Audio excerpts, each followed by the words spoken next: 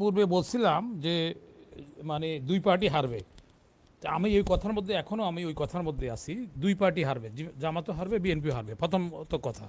এবং কেন সেটা সেটা যখন ওত নেবে, ওতের আগ এইটা প্রমাণিত হবে না। আর আজকে ঢাকার যদি আমি রেজাল্টের কথা বলি, যে আগে জামাতের যে ব্যবধান ছিল, যে আমাদের যে কটাই সিট পাক, বিএনপি এবং জামাতের ব্যবধান বেশি একটা ছিল না। গাজীপুর সাইডে বিএনপি থার্ড হয়েছে, এখানে আব্বাস সাহেব হেরে গেছে। আব্বাস সাহেব হেরে যাওয়ার পরে আব্বাস সাহেবে ওখানে সব আপনার ঘেরাও করে ভোট গণতে দিচ্ছে না। এখন এই কিছুক্ষণ আগে ওখানে আর্মি গেছে, মানে সেই ঘেরাও করে রাখছে। এখন আর্মি এখন পরে কি রেজাল্ট হয় পরে বলা যাবে, কিন্তু এখন ওখানে যেহেতু হেরে গেছে সে গণতে দিচ্ছে না, সে ঘেরাও করে রাখছে। তো এখন এই যে আমরা সুষ্ঠু নির্বাচন, ভালো নির্বাচন হচ্ছে, এখনও বলার সময় নাই।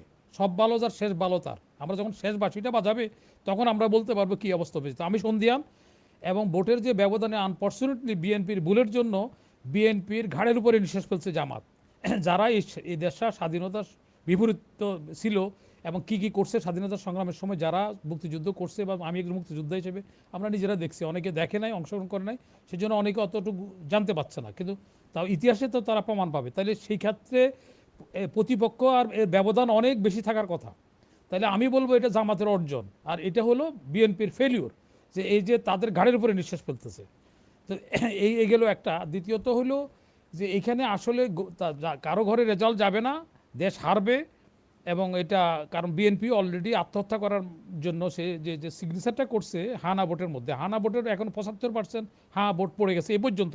যে আমি যে রেজাল্ট দেখলাম, 75% হাঁয়ের পক্ষে চলে গেছে। হাঁ জিতবে, এবং হাঁ আরও অনেক বেশি ভোটে জিতবে, কারণ হাঁ ভোটটা জিতেতে হবে যারা ক্ষমতা এখন ইলেকশন করাচ্ছে, যারা তাদেরই হাঁ ভোট না হলে তার অস্তিত্বের প্রশ্ন।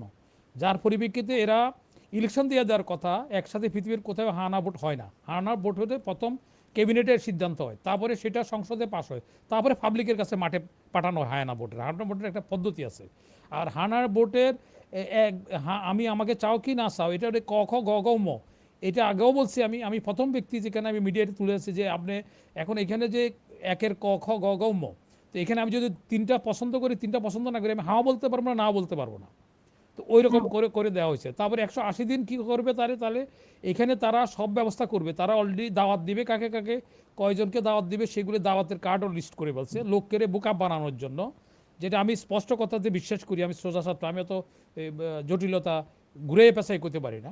এটা করা হয়েছে কি জন্য? শপথ গ্রহণটা হবে এমপিরা করবে, ক্যাবিনেট শপথ গ্রহণ করবে, এটার কোনো সুনির্দিষ্ট সরকার কিছু বলছে না।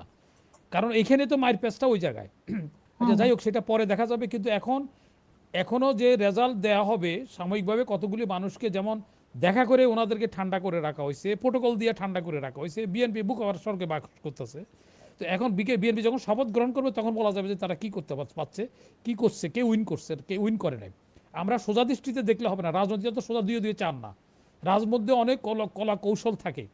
যারা এই সরকারকে যারা বসাইছে, তারা কিন্তু মাদুরের ওখানে জনভোটের, এই উনি সঠিক বলছেন। কারণ এখানে ওনারা যে সংবিধান যদি আমি পাশে রাখি, ইউনূস সাহেবের শপথ অনুষ্ঠানটা যদি এখন পাশাপাশি রাখি, তাহলে দেখা যাবে উনি সংবিধান সংরক্ষণ, সংবিধানের প্রতিপালন করবেন।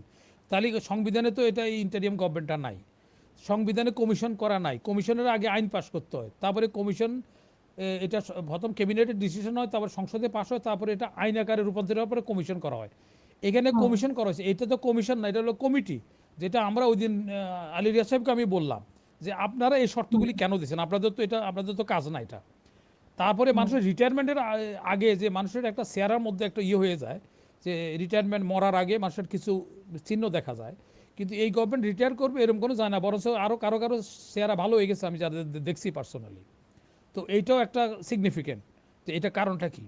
গভর্নমেন্টের যে কলা কৌশলের মধ্যে এরা ফাঁদে পা দিয়ে দিছে। এরা কিন্তু দুইটাকে লাগাবে। প্রথম তো আমি এর আগে একাধিকবার বলছি যে হাসিনার কিছু দোষের জন্য আওয়ামী লীগের পচায় দুর্গন্ধ বাইর করছে। তারপরে তার টার্গেট থাকে বিএনপিকে চাঁদাবাজ করছে, তাদের বিরুদ্ধে অ্যাকশন না নিয়ে চাঁদাবাজ প্রচারটা করছে। তারপরে আসছে জামাতের চরিত্র হনন করছে, হ্যাকিং করছে। এগুলি সম্পর্কে কোনো হ্যাকিং থেকে কিচ্ছু হয় নাই, এগুলি করা হয়েছে। তো এখন আমরা অনেক সময় সত্য কথা বললে অনেকে অসন্তুষ্ট। এখানে অনেকে সরকারের অনেক লোক আমার ঘনিষ্ঠ আছে, আমার সাথে ভালো সম্পর্ক আছে। আমি একজন মুক্তিযোদ্ধা বা দেশের স্বার্থে কথাগুলি বলছি, কার বিপক্ষে গেছে পক্ষে গেছে ওইটা আমি বিবেচনা রাখি না, সেই জন্য আমি কথাগুলি বলছি। এখনও আমাদের অন্ধকার অমানিসার ইয়ে যায় না, দূর হয় নাই। এখনও যে রেজাল্ট দিবে, রেজাল্ট দেখার পরে এটা কাছাকাছি দিবে, দুজনের ব্যবধান বেশি একটা রাখা হবে না আমার যেটা মনে হচ্ছে। মানে রাখা হবে না বলতে কি বুঝাচ্ছেন আপনি? কারণ ভোটে মানুষ কতটা ভোট দিয়েছে সেটার উপরেই তো হওয়ার কথা। তো ভোটের রাখা উপরে, হবে না। ভোটের উপরে, জনপ্রিয়তার উপরে নির্ভর করে না। যেমন মাদুরকে এই যে সরাইছে, ওখানে জনপ্রিয়তার কোনো ঘাটতি ছিল না, 3.5 লক্ষ আর্মিও ছিল, পুলিশ ছিল। ইভেন কি হুম, তাদের বন্ধু রাষ্ট্ররা অনেক সময় ইন্টেলিজেন্ট ফিডব্যাক দেয় যে তুমি সরে থাকো, তাহলে মাদুর যদি অন্য বাসায় থাকতো তাহলে আমেরিকা ওটা সাকসেস হতো না। রাশিয়া কিন্তু তার ফিডব্যাক দিতে পারে না, ওখানে তাদের ইনভেস্টমেন্ট আছে, এবং একটা চায়না তাদের থেকে তেল কিনে, কিন্তু তারা ইন্টেলিজেন্স আমেরিকার কাছে ফেল করছে। তো আমেরিকা এখন যে রিপ্লেসমেন্ট আছে সে কিন্তু শান্তিতে নোবেল পাইছে, আমরাও শান্তিতে নোবেল পাইছি। এই যার ইশারা, আক্কালকে আমি ইশারায় কাঁপি, আর আমি বেশি ডিটেলে যাইতে চাচ্ছি না এখন, সময়ের জন্য অপেক্ষা করছি। আমি চাই হোপ ফর দ্য বেস্ট, আমরা চাই যে ভালোভাবে সমাধান হোক, তবে জাতির সমাধান হবে না।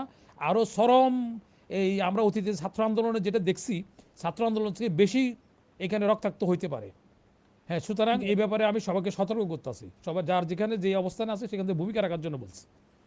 কারণ এখানে, এখানে যারা যারা আনছে তাদের তো সার্ভ করতেছে। কারণ এই ইলেকশনের একদিন আগে চুক্তি হয়েছে 12,000 কোটি টাকা চুক্তি হয়েছে, তা কেন এই চুক্তিটা কেন হচ্ছে? তার মানে হলো যারা অ্যাপয়েন্টিং অথরিটিকে অবলাইজ করতে চাচ্ছে, নাহলে এই চুক্তির কেন হবে? কোনো রিটায়ারমেন্টের আগে কেউ নিয়োগ করে, নিয়োগ দেয়। তারপরে এখানে খলিল সাহেবের মেয়াদ, গভর্নমেন্টের মেয়াদ যে কদিন, খলিল সাহেব তো মেয়াদ, তাহলে বিমানের বোর্ডের চেয়ারম্যান করতেছে কেন? বিমান বোর্ডের, তারপরে ওনার 1 মাসের আপনার অফিসিয়াল প্রোগ্রাম দেখলে বোঝা যায় যে কি অবস্থা। কিন্তু রাজনীতিবিদরা এত বোকা কি করে হয়, আমি এটা আমার, আমি আমি এটা এই ভাবতে পারি না, এটা যে একটা এত, যারা দেশকে এগিয়ে নিয়ে যাবে, যারা নেতৃত্ব দিবে, এরা এরকম বোকা বোকামি কেন? করে কি? এতে হুম, বোকা। বোকা না তো তারা। জি, তারা অসংখ্য ধন্যবাদ। আমাদের তারা সাথে বোকা না, দুজন। তারা বোকা না বুদ্ধিমান, বোকা না হইলে তারা তারা, বোকা হলে তারা তারা তারা তো নির্বাচনটা হয়ে তারা কিছু হতে চায়, এর বাইরে তো তারা কিছু চায়নি। দেশে এত বড় বোকারাই, বড় চুক্তি। বোকারাই তো এটা চায়, যার জন্য 20 বছর তারা না না না ভাই, ক্ষমতার আমি বাইরে একটা ছিল। কথা বলি, দেশে এত বড় বড় চুক্তি হচ্ছে, এত বড় বড় ঘটনা ঘটলো, কোনোটা কেউ একটা রাজনৈতিক দল, এনসিপি বলেন, জামাত বলেন, বা বিএনপি বলেন, কেউ তো প্রোটেস্ট করেনি একদিনের জন্য। সব নির্বাচন নির্বাচন, ক্ষমতা দাও। এখন এই প্রশ্ন, যে খেলাটা দেখতে হবে। এখন আপনি যে কথা বলেছেন এই কথার সাথে আমি কিন্তু একমত, যে নির্বাচিত যেভাবে হ্যাঁ, জনগণের একটা দায়িত্ব ছিল, জনগণ সেই দায়িত্বটা পালন করছে ভোট দিয়ে। আমি জনগণকে সম্মান করি, আমি রাজনৈতিক দলের থেকে জনগণকে সম্মান জানাই। জনগণের তার দায়িত্ব পালন করলো। এখন প্রশ্ন হলো যে এই প্রশ্নগুলো, অবস্টাকেল গুলা রয়ে গেছে, সাংবিধানিক জটিলতা, এই সরকারের বৈধতা, সবকিছু মিলে ঝিলে এক ধরনের মানে লেজে গোবর একটা অবস্থা দিয়ে ভোটটা হয়েছে। সরকার, হ্যাঁ, সরকারের আচ্ছা, ভোটটা বৈধতা তো আপনার। আপনাকে হ্যাঁ, আপনাকে হ্যাঁ, ধন্যবাদ। আমার কথা হ্যাঁ শেষ হয় হলে নাই, তো আমি আর হয়ে যাবে। আমার কথা শেষ বলেন। হয় নাই, আমি আর 2টা কথা বাকি আছে। আপনাকে ধন্যবাদ, আচ্ছা। আপনি যেটা, আপনি যে বুঝতে পারছেন এটা। হুম কিন্তু এখানে যদি আমি নামাজ পড়ি, আমার প্রথম বিছনাটা পাক হইতে হবে। হুম আর বিছানা যদি আমার পাক না হয়, নামাজ ইবাদত আমার পাক হবে না, পবিত্র হুম হবে না। তো হুম প্রথম আমার অ্যাপয়েন্টমেন্টের মধ্যে বিসমিল্লাহ গলদ। তো হুম রাষ্ট্র যদি, সরকার যদি অবৈধ হয়ে থাকে, তার ইলেকশনটাই বৈধ হবে কিভাবে? তারপরে অনির্বাচিত সরকার চুক্তি করবে কিভাবে?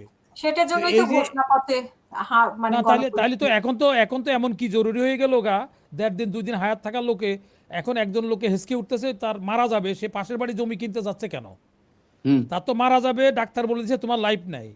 তারপরে সে নিজে হেসকে উঠতেছে, পাশের বাড়ির জমি কিনতে আছে জমিটা সোজা করার জন্য। তো এই তো হচ্ছে এটা। তো আমাদের এখন ওনারা কেন করছে? কারণ নিশ্চয় ওনাদের কাছে আরো বেশি তথ্য আছে। ওনাদের হুম যারা নিয়োগ দিছে, নিয়োগকর্তার কোনো, তাকে অবলাইজ করার জন্য এগুলি করা হয়েছে, এটা তো জন্য পণ্ডিত হওয়ার দরকার নাই। আমি এই প্রশ্নগুলি ছেড়ে দিলাম যে আপনারা বলছেন যে এই যে অনির্বাচিত অবৈধ সরকারের আন্ডারে নির্বাচনটা বৈধ হবে কিভাবে, এই প্রশ্নটা আমি আপনাদেরকেও রাখলাম, জনগণের কাছেও রাখলাম, এই বিএনপি প্রশ্ন জামাতের সবার কাছেও কাছে, রাখলাম। এটা প্রশ্ন